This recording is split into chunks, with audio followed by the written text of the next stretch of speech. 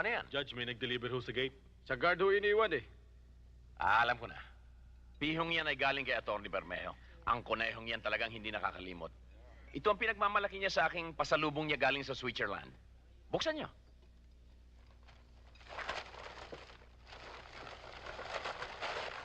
Oh, Judge, Attorney. Alagaan niyo yung mga kadalagahan dyan. Baka wala nang iniinom.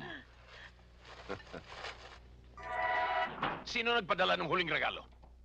Siya po.